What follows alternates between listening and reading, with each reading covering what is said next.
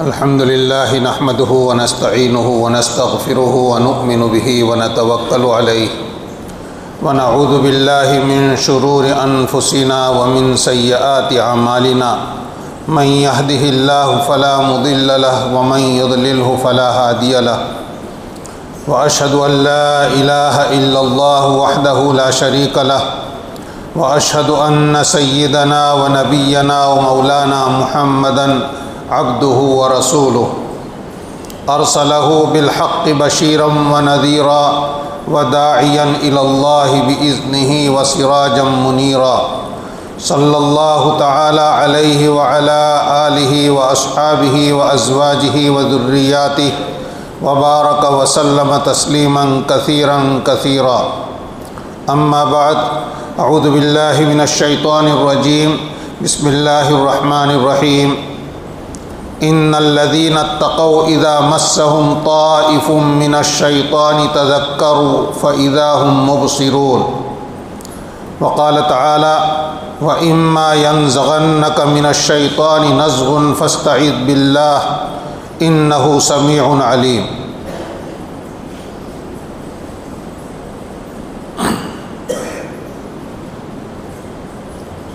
اللہ رب العزت نے ہم کو دین اور ایمان کے ذریعے سے اپنی رضا تک پہنچنے کا جو راستہ عنایت فرمایا ہے، اس راستے کے اندر ہمارا ایک بہت بڑا دشمن پہلے ہی دن سے مسلسل کوششیں کرتا ہے کہ اللہ کا بندہ اللہ کے راستے پر چلنے ہی نہ پائے، اور اگر کوئی ہمت کر کے چلتا ہے تو راستے میں اس کے اوپر ڈاکہ ڈالنے کے لیے کوشش کرتا ہے۔ اللہ کا راستہ یہی ایمان، یہی اسلام، یہی شریعت، یہی دین، جس کے اوپر چل کر ہم دنیا کی ان تمام برائیوں سے بچ جاتے ہیں جو برائیاں آدمی کو دنیا میں بھی پریشان یا ذلیل کرتی ہے اور آخرت میں بھی اس کا نقصان کرتی ہے۔ تو دین اس پاکیزہ راستے کو کہتے ہیں جو اللہ تک پہنچاتا ہے۔ اس راستے پر جو بھی چلتا ہے اس کے ساتھ شیطان اپنی پوری کوشش کرتا ہے، پورا زور لگاتا ہے کہ کسی طرح بھی اس بندے کو اس راستے پر چلنے نہ دے، اور اگر چل رہا ہے تو وہ سکون سے نہ چلے، وہیں سے واپس ہو جائے۔ حضرت نبی کریم صلی اللہ علیہ وسلم نے ارشاد فرمایا کہ جب کوئی بچہ پیدا ہوتا ہے تو اس کے ساتھ شیطان اپنا قرین لگا دیتا ہے، اپنا دوست اس کے ساتھ کر دیتا ہے، حالانکہ بھی بچہ ہے، ابھی عمل نہیں کرے گا، وہ عمل تو بڑا ہو کر کرے گا، لیکن شیطان کا ایک منظم نظام ہے گمراہ کرنے کا، تضلیل کا، تو وہ اسی وقت ایک بچے کو، ہر بچے کے ساتھ اپنا قرین لگا دیتا ہے۔ نبی کریم صلی اللہ علیہ وسلم نے جب یہ ارشاد فرمایا تو صحابہ کرام نے دریافت کیا کہ حضور، کیا آپ کے ساتھ بھی شیطان نے اپنا قرین لگایا؟ آپ نے فرمایا ہاں، میرے ساتھ بھی اپنا ایک ساتھی میرے ساتھ کر دیا، لیکن اللہ نے میری مدد فرمائی کہ اب وہ مجھے بھلی بات کے علاوہ کوئی بات کہتا ہی نہیں ہے، اور وہ اسلام لے آیا، وہ خود اسلام لے آیا، اس کو بھیجا تھا دوسرے کام سے اور وہ ادھر آپ کا مطیع اور فرما بردار ہو گیا۔ فاسلم یا فاسلم، فاسلم کا مطلب ہے کہ اس کے شر سے میں محفوظ رہتا ہوں، اللہ نے مجھے معصوم بنایا ہے، اس لیے اس کا کوئی بس میرے اوپر نہیں چلتا۔ حدیثوں میں اور بھی واقعات ہیں۔ ایک مرتبہ صبح کو نبی کریم صلی اللہ علیہ وسلم نے ارشاد فرمایا کہ آج رات اللہ کا دشمن شیطان میرے اوپر، میں نماز پڑھ رہا تھا، تہجد پڑھ رہا تھا، اور میرے اوپر وہ حملہ آور ہوا میری نماز خراب کرنے کے لیے۔ میں نے اس کو پکڑ لیا، ارادہ کیا کہ اس کو مسجد کے کھمبے سے باندھ دو، لیکن مجھے اپنے بھائی سلیمان علیہ السلام کی دعا یاد آئی۔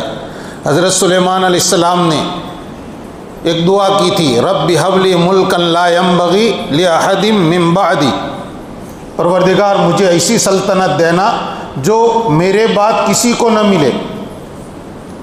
حضور پاک صلی اللہ علیہ وسلم فرماتے ہیں اپنے بھائی سلیمان علیہ السلام کی اس دعا کو مجھے یاد آئی، اس لیے پھر میں نے شیطان کو چھوڑ دیا،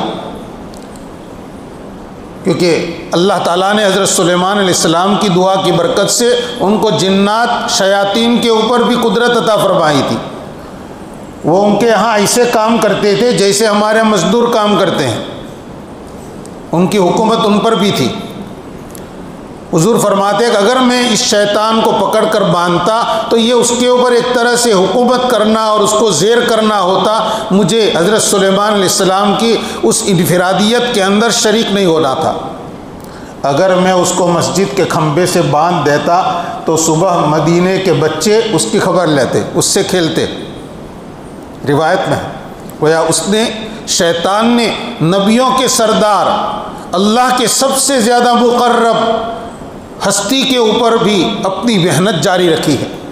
اور میرے بھائیو، ہمارا اور آپ کا کیا شمار ہے؟ ہم میں سے ہر ایک کو یہ خیالات پریشان کرتے ہیں کہ بھئی وسوسے آتے ہیں، برے خیالات آتے ہیں، نماز میں خیالات آتے ہیں، تسبیح پڑھتے ہیں تو خیالات آتے ہیں، گناہ کرنے کے خیالات آتے ہیں۔ اس بات سے ہم سب کے سب دو چار ہیں، لیکن یہ گھبرانے کی چیز نہیں ہے۔ ایسے حالات صحابہ کرام کو بھی پیش آئے ہیں، ایسے وساوس صحابہ کرام کو بھی خطرناک قسم کے پیش آئے ہیں، اور انہوں نے اپنے ان حالات کو حضور اکرم صلی اللہ علیہ وسلم کے سامنے پیش کیا ہے۔ قرآن پاک کی جو آیات میں نے آپ کے سامنے تلاوت کی، اس میں اسی مضمون کو اللہ تعالیٰ بیان فرماتے ہیں۔ قرآن میں اس کی ہدایت موجود ہے کہ شیطان تم میں سے کسی کو کچوکا لگائے، یوں مارنے کو کہتے ہیں نزغ، تو فوراً اعوذ باللہ من الشیطان الرجیم پڑھو، فاستعذ باللہ، اللہ کی پناہ یعنی اللہ کی حفاظت میں چلے جاؤ۔ اللہ کی حفاظت میں جانے کے لیے بس زبان سے بولنا ہے اعوذ باللہ من الشیطان الرجیم، اس کے لیے کہیں دوڑنے کی ضرورت نہیں ہے۔ تو وساوس جب آئیں تو اس وقت پہلا کام کرنا ہے اعوذ باللہ من الشیطان الرجیم پڑھنا۔ یہ قرآن پاک نے بہت سادہ، بہت آسان راستہ بتا دیا ہے۔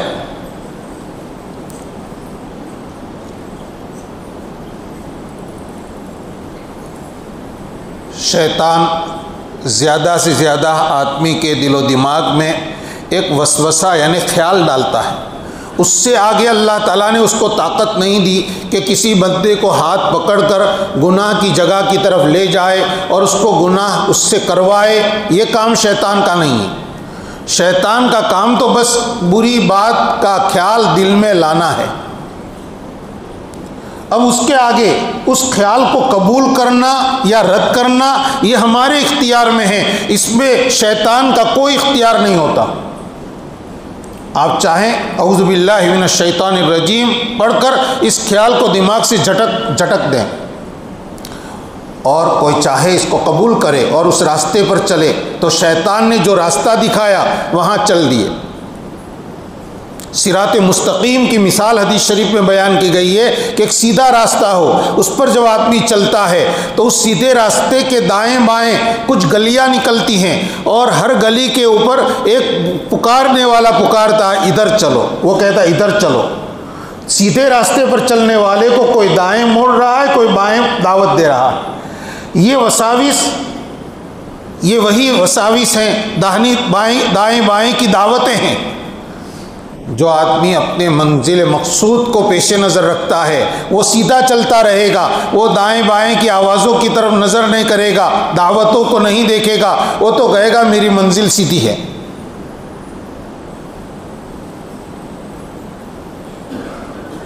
سیدھے راستے پر چلیں گے تو اپنی منزل تک پہنچیں گے، اور شیاطین ناکام ہوں گے، نامراد ہوں گے۔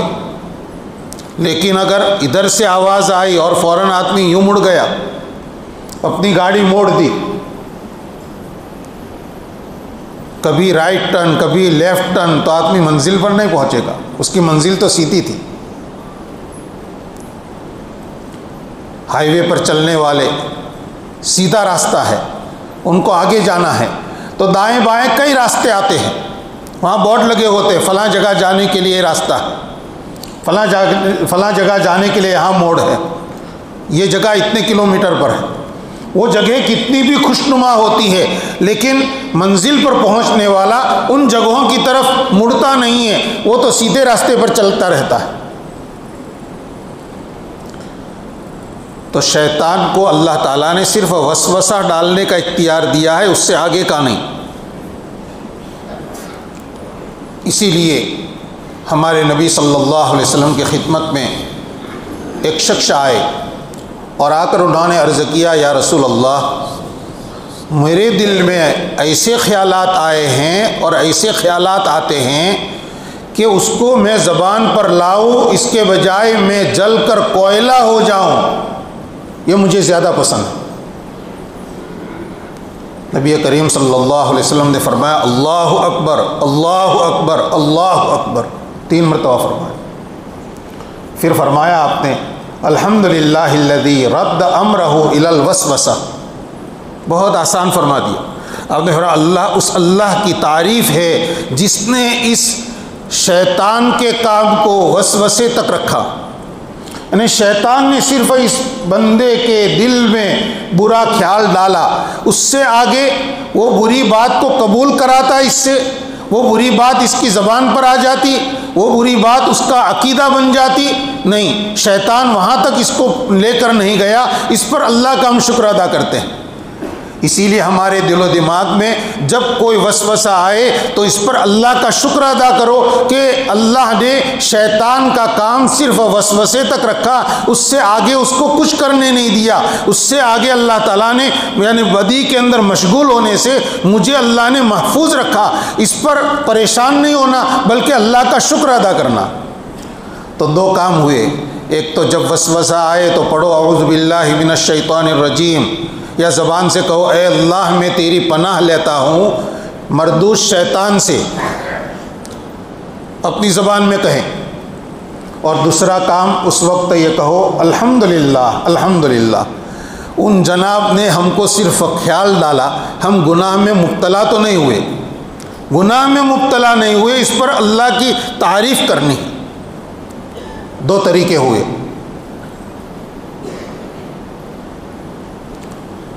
تیسرا طریقہ ہے جو میں نے دوسری آیت پڑھی، پہلے نمبر پر جو آیت پڑھی تھی، ان الذین اتقوا اذا مسهم طائف من الشیطان، وہ لوگ کہ جو ڈرتے ہیں یعنی اللہ سے ڈرتے ہیں، جب ان کو شیطان کی طرف سے کوئی خیال چھوتا ہے، تذکروا، تو وہ فوراً اللہ کو یاد کرتے ہیں۔ جب اللہ کو یاد کرتے ہیں اچانک ان کی آنکھ کھل جاتی ہے، فَإِذَا هُمْ مُبْصِرُونَ۔ اللہ کو یاد کرنے کا ایک مطلب تو یہ ہے وہی اعوذ باللہ من الشیطان الرجیم پڑھنا، یا الحمدللہ کہہ کر اللہ کا شکر ادا کرنا کہ شیطان نے مجھ سے گناہ تو نہیں کرایا، صرف خیال ڈالا تھا، اس خیال کو میں نے قبول تو نہیں کیا، یہی اللہ کو یاد کرنا۔ اور تذکروا کا دوسرا مطلب ہے کہ آدمی اللہ کے ذکر میں مشغول ہو جائے۔ جب ہم اپنے دل و دماغ کو بالکل خالی رکھیں گے تو شیطان اس میں اپنے خیالات ڈالے گا، اور آپ ذکر میں مشغول ہو گئے، اب مشغولی کی وجہ سے شیطان ہم کو کسی دوسری چیز میں، کیونکہ ہم اللہ کے پاک نام لینے کے اندر مشغول ہو گئے ہیں۔ اللہ کا نام بڑا بابرکت ہے، ثنا میں پڑھتے ہیں وَتَبَارَكَ اسْمُكَ، اے اللہ تیرا نام برکت والا ہے۔ تو اللہ کے نام کی چاہے آپ سبحان اللہ پڑھیں، الحمدللہ پڑھیں، لا الہ الا اللہ پڑھیں، استغفر اللہ پڑھیں، یا اور کوئی تسبیح پڑھیں، تو اس کے اندر برکت ہے، اللہ کے نام کی برکت ہے کہ شیطان بھاگے گا۔ اب شیطان کھڑا نہیں رہے گا، وہ اپنے وساوس کا سامان لے کر جائے گا۔ وہ دل و دماغ میں وسوسے سے جو پریشانی اور جو ایک خاص قسم کی ہم کو الجھن پیدا ہوئی تھی، وہ ذکر کی وجہ سے ہمارے دل میں اللہ تعالیٰ طمانینت ڈالیں گے اور ایک چین اور سکون نصیب ہو جائے۔ یہ نہیں کہ شیطان نے وسوسہ ڈالا تو وسوسہ کیوں آیا، مجھے وسوسہ کیوں آتا ہے، بار بار کیوں آتا۔ اب یہ سوالات میں ہم مبتلا ہو گئے تو شیطان نے جس الجھن میں ہم کو مبتلا کرنا چاہا تھا اس الجھن میں کہ ہم شکار ہو گئے۔ نہیں، ہم کو شکار نہیں ہونا، ہمیں تو یہاں فوراً اللہ کی یاد میں مشغول ہو جانا ہے۔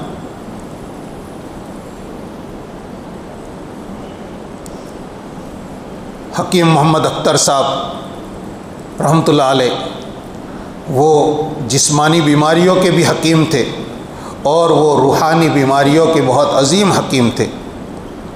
جو باتیں میں ابھی سنا رہا ہوں آپ کے سامنے وہ حضرت ہی کی باتیں ہیں۔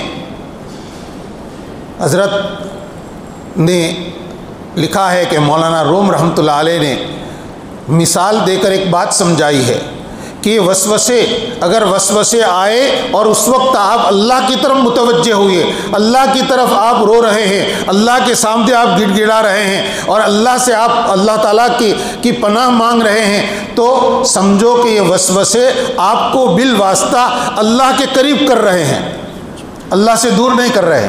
شیطان تو چاہتا ہے کہ آپ اللہ سے دور ہو جائیں، لیکن یہ جو ہدایات ہیں، قرآن کی تعلیمات ہے اور بزرگوں نے اور جو طریقے بتائے ہیں، تو ان سے تو ان کے اوپر عمل کرنے سے آدمی اور اللہ کے قریب ہو جاتا ہے۔ کیسے؟ مولانا روم فرماتے ہیں کہ ایک صاحب کسی کے عشق میں پاگل ہو کر رات کے اندھیرے میں بہت دیر سے اپنے معشوق کی تلاش میں گھوم رہے تھے۔ پہرے داروں نے ان کو دیکھ لیا تو ان کو چور سمجھ کر پکڑ لیا۔ پوچھتاچھ کی تو ان صاحب نے کہا کہ بھائی میں چور نہیں ہوں، میں تو کسی فکر میں پاگل ہوں۔ پھر بھی پہرے داروں نے پکڑ کر ان کو ڈنڈے مارے، تو یہ صاحب ڈنڈے سے بچنے کے لیے بھاگتے ہوئے آگے ایک باغ آیا، باغ کی چہار دیواری تھی، تو چہار دیواری کود گیا ایک دم گھبراہٹ میں، کیونکہ پیچھے پہرے دار دوڑ رہے تھے گرفتار کرنے کے لیے۔ تو مار سے بچنے کے لیے یہ دیوار کود کر اندر چلا گیا۔ اندر گیا تو ان کا معشوق وہیں مل گیا۔ تو یہ پاگل وہاں کہہ رہا ہے کہ اے اللہ، ان کوتوالوں کو جنہوں نے مجھے ڈنڈے مارے اور میرا پیچھا کیا، ایک ایک ڈنڈے پر ان کو اتنا اتنا ثواب دینا، اس لیے کہ اس نے تو مجھے ڈنڈے مارے کیا، مجھے میرے معشوق کا راستہ بتا دیا۔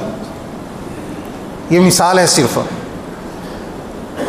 غلط عشق، ناجائز طریقے پر عشق حرام ہے، یہ ذہن میں رکھیے پہلے تو۔ یہ تو صرف سمجھانے کی ایک مثال دی ہے کہ شیطان بھی جب اللہ کے بندے کو پریشان کرتا ہے وساوس کے ذریعے سے، تو یہ بندہ اس شیطان سے بھاگ کر اور اللہ سے قریب ہو جاتا ہے۔ تو یہ ہمارے لیے کوئی نقصان کی چیز نہیں ہے، شرط ہے کہ ہم وسوسوں کی حقیقت کو سمجھیں، نہیں کہ اس سے خواہ الجھنوں میں پڑیں۔ ملا علی قاری رحمۃ اللہ علیہ نے لکھا ہے کہ شیطان کی مثال پالے ہوئے کتے کی سی ہے۔ جب آپ کسی کے گھر جاتے ہیں تو وہاں کتا بندھا ہوا ہے، وہ اجنبی آدمی کو آتا ہوا دیکھ کر بھونکتا ہے، تو سمجھدار آدمی کتے کی طرف متوجہ نہیں ہوتا کہ بھونک مت، زبان بند رکھ، بلکہ وہ اس کے مالک کو کہتا ہے کہ بھائی اپنے کتے کو چپ کرو۔ مالک اشارے کی زبان میں کوئی لفظ بولے گا، کتا چپ ہو جاتا ہے، اب چپ ہو جاتا ہے۔ فرمایا شیطان یہ کتا ہے، اللہ کا اللہ تعالیٰ اس کے خالق اور مالک ہے، شیطان مکمل خود مختار نہیں ہے۔ جب آپ کو یہ کتا بھونکے یعنی آپ کے دل میں وسوسہ ڈالے تو آپ اللہ کی طرف متوجہ ہو جاؤ، اللہ تعالیٰ جب چاہیں گے اس کتے کو کا منہ بند کر دیں گے۔ فرمایا لیکن ایک ہی مرتبہ میں نہیں، اللہ تعالیٰ بندے کی طلب کو اور اس کی ایک مقدار چاہتے ہیں کہ بندہ کتنی مرتبہ میری طرف متوجہ ہوتا ہے، پھر ایک دن آئے گا کہ شیطان کا منہ ایسا بند ہوگا کہ وہ کبھی آپ کو وسوسوں میں مبتلا ہی نہیں کرے گا، فوراً نہیں ہوگا۔ کتا تو فوراً منہ بند کر دیتا ہے، اس کا مالک جو ہی کوڈ ورڈ بولتا ہے فوراً، لیکن یہاں ذرا ایک وقت تک آپ کو اللہ کی طرف متوجہ ہونا پڑے گا۔ تو یہ آسان طریقہ ہے کہ اعوذ باللہ پڑھو، اس بات پر اللہ کا شکر ادا کرو کہ شیطان نے صرف خیال تو ڈالا، اس سے آگے تو نہیں بڑھ سکا، وہ مجھے گناہ میں مبتلا تو نہیں کر سکا۔ خواجہ عزیز الحسن صاحب مجذوب رحمۃ اللہ علیہ، جو حضرت تھانوی رحمۃ اللہ علیہ کے اجل خلفاء میں سے ہے، وہ فرماتے ہیں کہ یہ شیطان ہمارا دشمن ہے جس کو اللہ نے ہی ابھارا ہے۔ ان کا شعر ہے، بھلا ان کا منہ تھا میرے منہ کو آتے، یہ دشمن انہی کے ابھارے ہوئے ہیں۔ تو اللہ نے یہ دشمن خود ہی پیدا کیا ہے، اس لیے تاکہ اس کے حملوں کے بعد ہم اپنے آپ کو عاجز اور بے بس سمجھے، اللہ کا محتاج اور زیادہ سمجھے۔ تو اس سے ہمیں اپنی عاجزی جتنی زیادہ یاد آئے گی اور ہم اپنے آپ کو جتنا بے بس اور اللہ کا محتاج سمجھ کر اللہ کی طرف رجوع ہوں گے، تو اس سے تو ہماری ترقی ہوگی، نقصان نہیں ہوگا۔ ایک علاج یہ ہے کہ آدمی وسوسے آوے اس وقت یہ سوچے کہ یا اللہ تیری کیسی قدرت کہ ایک چھوٹے سے دل کے اندر جو ایک مٹھی کے برابر ہے، اس میں خیالات کا سمندر امڑا چلا آتا ہے۔ تھوڑی دیر کے اندر آدمی خیالات کے دنیا میں جا کر کہیں تو وہ دبئی کا سفر کر لیتا ہے، اور کہیں وہ مکے کا سفر کر لیتا ہے، کہیں امریکہ کا سفر کر لیتا ہے، بغیر کسی مشقت کے وہ خیالات کے اوپر سوار ہو کر وہ کہیں سے کہیں پہنچ جاتا ہے۔ تو وساوس کے وقت آدمی یہ سوچے کہ اللہ نے اتنے دل کو اپنی قدرت سے کیسا بنایا ہے کہ اس میں ساری چیزیں امڑی چلی آتی ہے، اچھے خیالات بھی آتے ہیں، برے بھی آتے ہیں۔ تو اللہ کی قدرت کو سوچنے میں لگ جائے تو شیطان دم دبا کر بھاگے گا کہ اس کو تو میں اللہ سے غافل کرنا چاہتا تھا، یہ اللہ کی قدرت سوچنے میں مشغول ہو کر یہ تو معرفت حاصل کر رہا ہے۔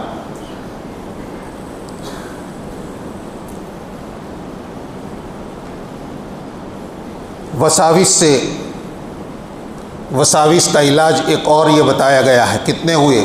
پہلا اعوذ باللہ من الشیطان الرجیم پڑھنا، دوسرا اس پر اللہ کا شکر ادا کرنا کہ شیطان نے اپنا معاملہ وسوسے تک رکھا، اس سے آگے مجھے گناہ میں مبتلا نہیں کر سکا، اور تیسرا یہ سمجھنا کہ یہ شیطان ایک کتا ہے جو مجھے بھونک رہا ہے، اللہ تعالیٰ اس کے مالک ہے، ہم اللہ تعالیٰ سے شکایت کرتے ہیں، اللہ تعالیٰ اس کا منہ بند کریں گے، اس کے بعد سے پھر یہ وساوس نہیں آئیں گے۔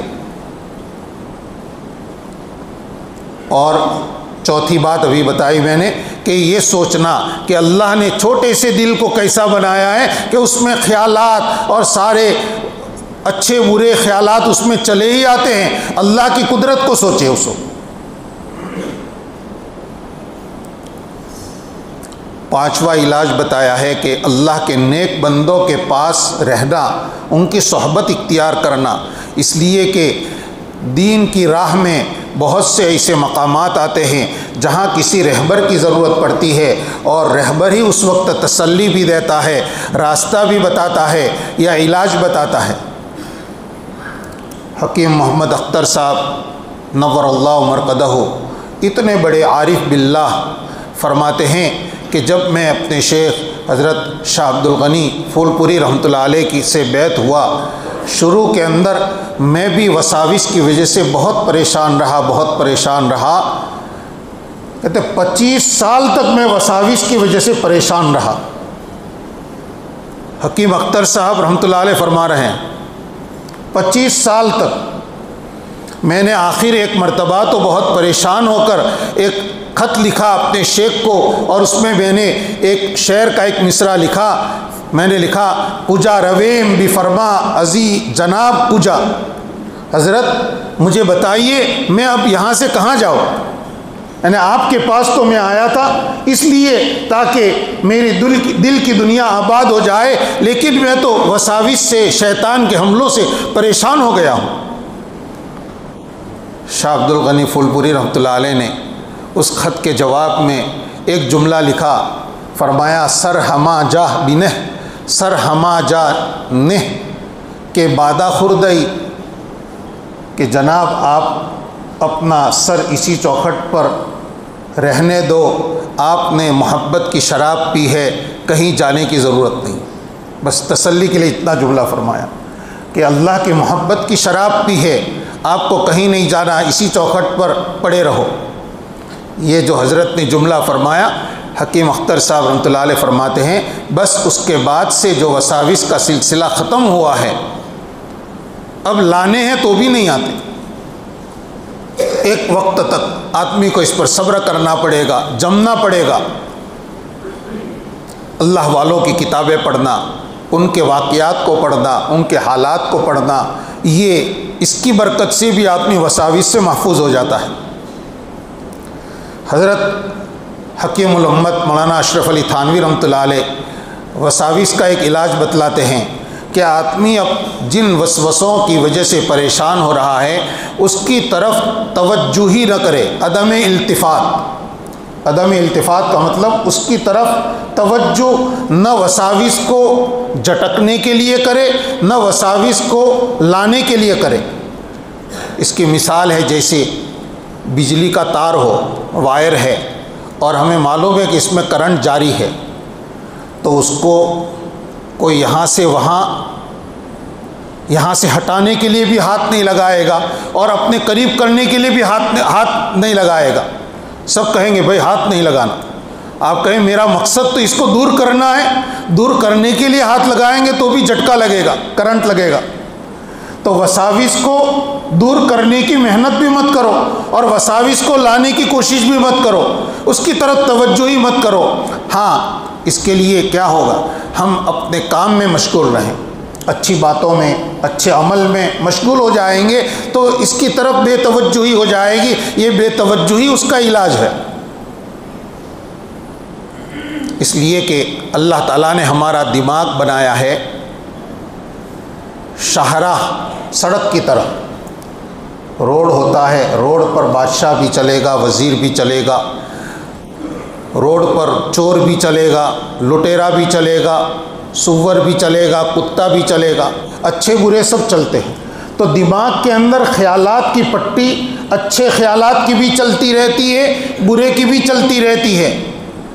اچھے خیالات آ رہے ہیں، سمجھو کہ اس راستے پر بادشاہ اور وزیر چل رہے ہیں، شریف لوگ چل رہے ہیں. اور برے خیالات آ رہے ہیں، سمجھو کہ اس راستے کے اوپر ابھی گزر ہو رہا ہے کتے کا، وہ گزر جائے گا. کوئی آدمی راستے پر اس لیے پہرا نہیں دیتا کہ یہاں سے کتا نہیں گزرنا چاہیے، کوئی برا آدمی نہیں گزرنا چاہیے، نہیں، راستہ تو سب کے لیے ہے. تو خیالات آئیں گے، نکل بھی جائیں گے. اس کی مثال یہ ہے، یہ ہمارا مسجد کا ہال ہے، تو یہاں کھڑکی یہاں کھلی ہے، یہاں کھلی ہوگی، تو یہاں سے اگر دھواں اندر آئے گا تو اس کھڑکی سے وہ دھواں ہوا کے ساتھ نکل بھی جائے گا. اب اس کی طرف توجہ کرنے کی ضرورت نہیں. امام سیوطی رحمۃ اللہ علیہ نے ایک اور بات لکھی ہے کہ اگر وسوسے عقائد کے بارے میں آ رہے ہیں، اللہ تعالیٰ کی ذات کے بارے میں، صفات کے بارے میں، انبیاء کی نبوت کے بارے میں، قرآن کے بارے میں، فرشتوں کے بارے میں، آخرت کے بارے میں، تقدیر کے بارے میں، یہ جو عقائد ہیں، تو وہاں فوراً کہو آمنت باللہ و رسولہ. فوراً زبان سے کہے آمنت باللہ و رسولہ، یعنی اس کو کہتے ہیں تجدید ایمان. اس وقت فوراً کہو لا الہ الا اللہ محمد رسول اللہ. آدمی فوراً پڑھے، اس کی برکت سے وہ سلسلہ وہیں ختم ہو جائے.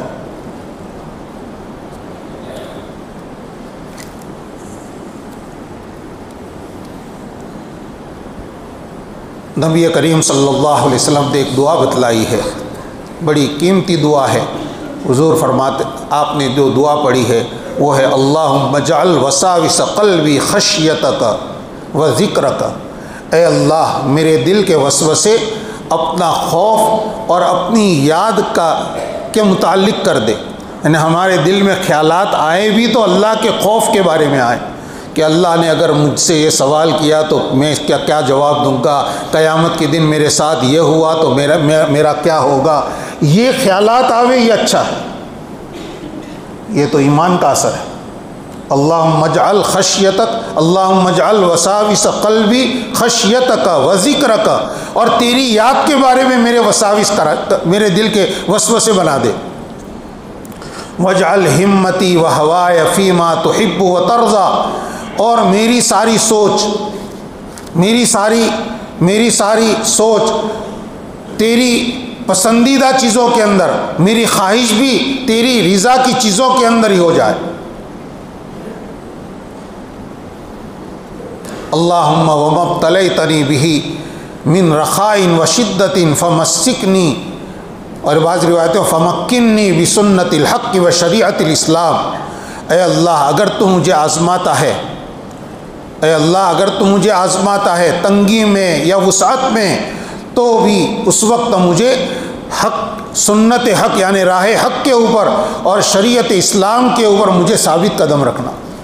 یہ دعا ہے مناجات مقبول میں بھی ہے، الحزب العظم میں بھی۔ ایسی دعاؤں کا اہتمام ہونا چاہیے تاکہ آدمی وسوسوں کے خطرات کے اندر بھی محفوظ رہے۔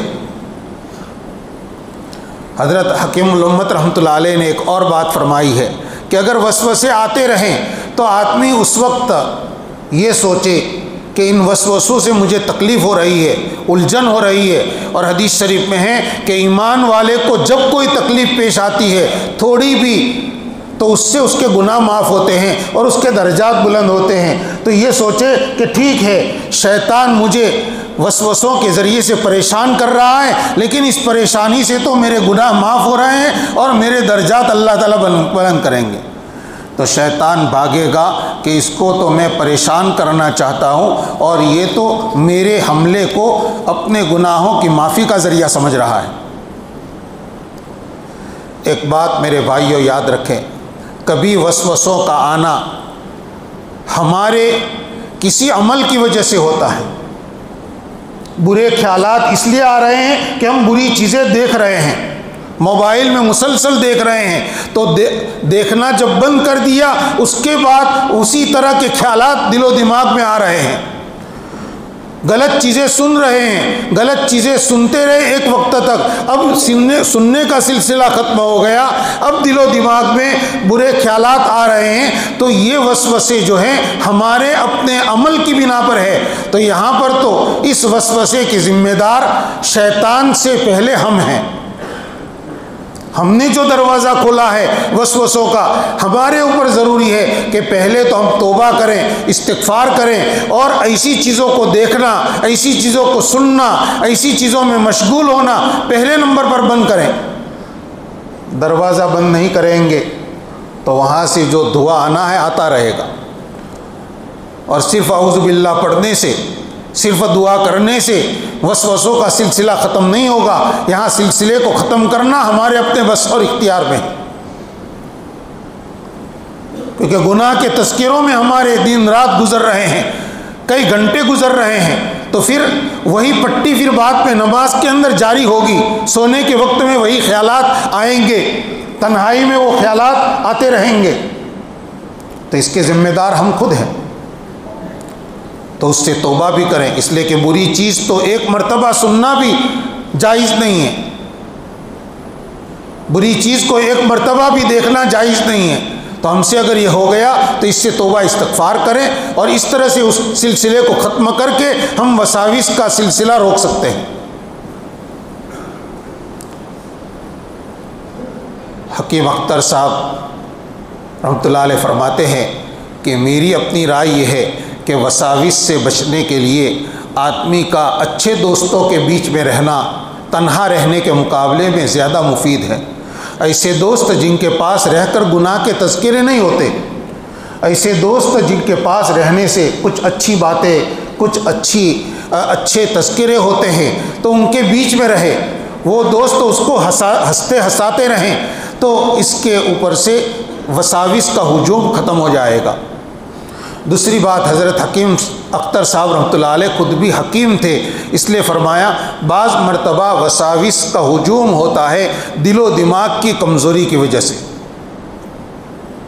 دل و دماغ میں جسمانی کمزوری ہے تو اس کمزوری کا فائدہ شیطان اٹھاتا ہے۔ جیسے جو بچے مل کر کھیلتے ہیں، ان میں کوئی بچہ اگر کمزور ہوتا ہے تو اس کو دوسرے بچے خواہ ستاتے ہیں، اور وہ ذرا سے ستانے پر وہ بچہ اپنا دفاع نہیں کر پاتا، وہ روتا ہے، پریشان ہو جاتا ہے۔ تو ایسے ہی اگر ہمارا دل و دماغ ہی کمزور ہے تو ذرا سی بات میں وساوس شروع ہو جائیں گے، اور شیطان ایسے آدمی کو جلدی نشانہ بنائے گا۔ حضرت حکیم اختر صاحب رحمۃ اللہ علیہ نے ایسے لوگوں کو مشورہ دیا ہے کہ وہ اپنے دل و دماغ کی تقویت کے لیے کسی اچھے حکیم یا ڈاکٹر سے علاج بھی کرائیں۔ وہاں صرف اعوذ باللہ پڑھنے سے وساوس کا سلسلہ کم نہیں ہوگا، بلکہ اپنے دل و دماغ کو قوی کرنے کے لیے کوشش بھی کرے۔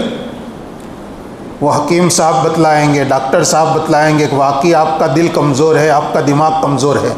اگر یہی وجہ ہے تو اس لائن کا علاج کرنے سے بھی آدمی وساوس سے محفوظ ہوتا ہے۔ وساوس کے اندر آدمی کا امتحان بھی ہے۔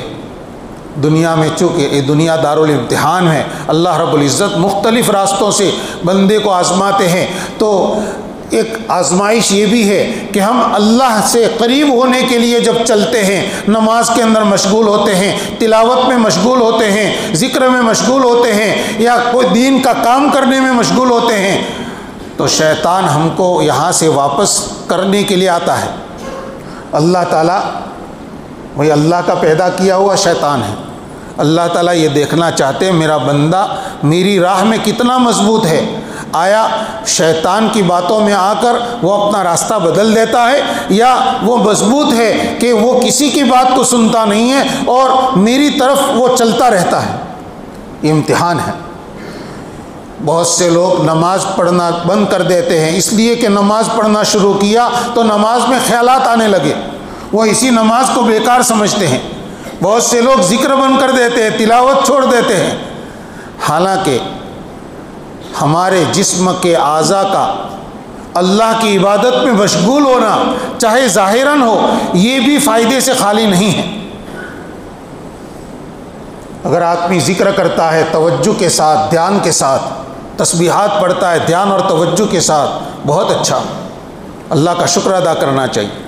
لیکن ایک آدمی نے تسبیحات پڑھی لیکن اتنی دیر جتنی دیر وہ تسبیح پڑھنے میں مشغول ہوا، اتنی دیر اس کا دھیان رہا ہی نہیں، طرح طرح کے خیالات میں دماغ چلتا رہا، تو یہ تسبیح بیکار نہیں ہے، اس لیے کہ دل و دماغ اگر حاضر رہتے تو تسبیح پڑھنا زبان سے ہوتا اور قلب سے بھی ہوتا، اور اس موقع پر قلب حاضر نہیں ہے لیکن زبان تو اللہ کے ذکر میں مشغول رہی، تو زبان ایک عضو ہے ہمارا، اس کا اللہ کی یاد میں مشغول ہونا یہ فائدے سے خالی نہیں ہے۔ بعض بزرگوں نے فرمایا ہے کہ کیا قیامت کے دن اللہ تعالیٰ اس ذکر کی برکت سے زبان کو مثلا عذاب سے محفوظ رکھیں؟ کیا یہ ہو سکتا ہے کہ بقیہ اعضاء کو بھی پھر عذاب دے؟ نہیں، جب زبان کو عذاب سے محفوظ کرنے کا اور بچانے کا فیصلہ فرمائیں گے، دوسرے اعضاء بدرجہ اولا اس کے عذاب سے محفوظ کر دیے جائیں گے۔ ایسا نہیں ہوگا کہ بندے کے ایک عضو کو جہنم کے اندر عذاب دیا جائے اور بقیہ اعضاء کو جہنم کے عذاب سے بچانے کا فیصلہ کیا جائے۔ اس لیے ذکر صرف زبانی ہوتا ہے تو یہ بھی فائدے سے خالی نہیں ہے، آدمی کو اس پر لگے رہنا چاہیے، اور لگا رہے گا اور کوشش کرے گا کہ نہیں میں توجہ کے ساتھ ذکر کروں، چاہے آدھا ذکر ہو رہا ہے توجہ کے ساتھ، بقیہ میں غفلت ہو رہی ہے، ایک دن آئے گا آپ کی پوری تسبیحات توجہ کے ساتھ ہوگی، دھیان کے ساتھ ہوگی، لگا رہنا شرط ہے۔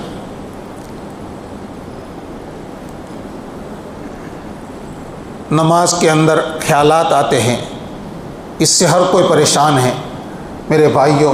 اس میں ایک طریقہ یہ ہے کہ نماز کی تیاری جب ہم کریں اذان کے وقت سے ہی ہم نماز کی طرف متوجہ ہو جائیں. اذان سننے کے بعد ہم اذان کا جواب دیں جو سنت ہے، اس کے بعد کی دعا پڑھیں. اب وضو کر کے اب مسجد کی طرف جب چلنے لگے، اب لوگوں سے ساتھیوں سے بات چیت نہ کریں، اب یہ سمجھ کر کہ میرے اللہ کی طرف سے مجھے بلایا گیا ہے، میں مسجد میں جا رہا ہوں. جب پہلے سے اس دھیان کو جمانے کے ساتھ ہم وضو بھی کریں گے، مسجد کی طرف قدم بڑھتے ہوئے مسجد کے اندر آئیں گے، مسجد میں ہم نہایت ہی خشوع کے ساتھ بیٹھیں گے، پھر نماز شروع کریں گے، تو اب خیالات کا ہجوم نہیں ہوگا. اگر ہم مسجد کے دروازے تک یا صف میں پہنچے وہاں تک باتیں کرتے رہیں، چاہے ٹیلی فون پر بات کریں، چاہے ہم ساتھی سے بات کرتے رہیں، مسجد میں پاس میں کوئی بیٹھا ہے اس سے ادھر ادھر کی باتیں کرتے رہے، اب نماز کے لیے کھڑے ہوئے تو جو باتیں ابھی تک کر رہے تھے وہ خیالات تو آئیں گے نماز میں. خشوع پیدا کرنے کا جو طریقہ ہے، حضرت مولانا منظور صاحب نعمانی رحمۃ اللہ علیہ کی کتاب حقیقت نماز، چھوٹا سا اردو میں رسالہ ہے، اس کو پڑھنا چاہیے. ہر سال اس کو 2 مرتبہ 3 مرتبہ پڑھ کر پڑھنا چاہیے یا سننا چاہیے. اور اس میں جو طریقہ لکھا ہے نماز میں دھیان پیدا کرنے کا، اس پر عمل کرنا چاہیے میرے بھائی. اس کے اندر یہ لکھا ہوا ہے کہ آدمی اذان کے وقت سے ہی نماز کی طرف متوجہ ہو جائے، بس اب نماز ہی نماز. وضو کرے تو بھی اس دھیان کے ساتھ کہ اللہ کے سامنے حاضر ہونے کے لیے میں اپنے اعضائے بدن کو دھو کر صاف کر رہا ہوں، اپنے منہ کو میں بدبو سے صاف کر رہا ہوں مسواک کر کے، اس لیے کہ مجھے اللہ تعالیٰ سے بات کرنی. یہ دھیان ہمارا 10 15 20 منٹ سے دل و دماغ میں چل رہا ہو اور پھر مسجد میں آ کر ہم اللہ اکبر کہیں گے، یہ نہیں ہو سکتا کہ خیالات کے اندر ہی ہماری نماز پوری ہو جائے. دھیان رہے گا، آدھی نماز میں بھی رہے گا، اور کوشش کرتے جائیں گے مکمل نماز تکبیر تحریمہ سے لے کر سلام پھیرنے تک ہماری دھیان اور توجہ کے ساتھ ہوگی. یہ کچھ باتیں ہیں. ایک بات رہ گئی، چند صحابہ کرام نبی کریم صلی اللہ علیہ وسلم کی خدمت میں آئے، آ کر انہوں نے وہی شکایت کی جو میں نے ابھی ایک روایت ایک صحابی کی بیان کی تھی. یہاں اس میں دوسری روایت میں چند صحابہ کرام حضور پاک صلی اللہ علیہ وسلم کی خدمت میں آ کر عرض کر رہے ہیں، حضور ہمارے دلوں میں ایسے خیالات آئے کہ ان خیالات کو زبان پر لانا ہم کو بہت بھاری معلوم ہو رہا ہے. نبی کریم صلی اللہ علیہ وسلم نے دریافت فرمایا، اوقد وجدتموہ، کیا تم کو واقعی ایسا محسوس ہوا؟ اس کے 2 مطلب ہے. ایک یہ کہ آپ نے ان سے یہ دریافت فرمایا کہ کیا تم کو وسوسہ آیا تو اس وسوسے کی بات زبان پر لانا واقعی تم کو بہت بھاری معلوم ہو رہی، یا مطلب اس کا یہ ہے کہ کیا واقعی ایسے وسوسے تم کو آئے؟ انہوں نے عرض کیا جی ہاں. حضور اکرم صلی اللہ علیہ وسلم نے فرمایا، ذاک صریح الایمان، ارے یہ تو صریح خالص ایمان ہے، وسوسہ خالص ایمان نہیں. مطلب یہ ہے کہ تمہارے دل میں ایمان تھا، اس لیے شیطان نے تم پر حملہ کیا. چور کسی ویران گھر کے اندر، کھنڈر کے اندر چوری کرنے کے لیے گھستا نہیں ہے، اسی گھر میں گھستا ہے جہاں سے اس کو کچھ ملنے کی امید ہوتی ہے، جس کے بارے میں اس کو یقین ہوتا ہے کہ یہاں کچھ مال ہے. کوئی کھنڈر پڑا ہوا ہے جہاں روزانہ کتے آتے ہیں جاتے ہیں نکلتے ہیں، اور وہاں گدھے بھی جاتے ہیں، ایسے ٹوٹے ہوئے کھنڈر میں کبھی چور چوری کرنے کے لیے جائے گا نہیں، کیونکہ اس کو معلوم ہے یہاں کچھ نہیں ہوگا. ہاں کوئی مکان ہے، تالا لگا ہوا ہے، مکان کبھی آباد ہوتا ہے تو اس کو شک ہوگا کہ یہاں کچھ مال ہوگا، جس مکان میں لوگ رہتے ہیں تو یہاں سامان ہوگا، وہاں وہ کوشش کرتا ہے کچھ حاصل کرنے کی. تو شیطان بھی ایمان والوں کے اوپر ان کے اندر ایمان ہے، اس لیے ان پر وسوسے کے ذریعے سے حملے کرتا ہے. حضور اکرم صلی اللہ علیہ وسلم نے فرمایا، تمہیں پریشان ہونے کی ضرورت نہیں ہے، شیطان کا تمہارے اوپر حملہ کرنا یہ تمہارے ایمان والا ہونے کی نشانی ہے.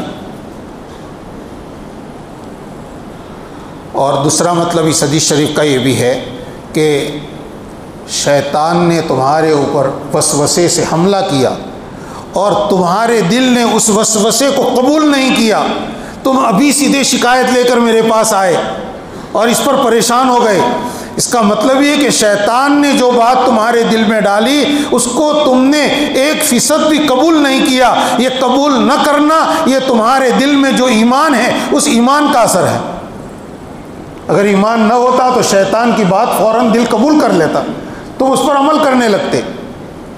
تو ہم یہ سوچیں کہ اگر ہمارے دل و دماغ میں وسوسے شیطان ڈالتا ہے اور اس وسوسوں سے ہم کو پریشانی ہوتی ہے تو یہ ہمارے ایمان کی بنیاد پر پریشانی ہوتی ہے کہ ہمارے دل میں اللہ نے جو ایمان کی ٹوٹی پھوٹی دولت رکھی ہے یہ ان وسوسوں کو قبول کرنے کے لیے تیار نہیں ہے۔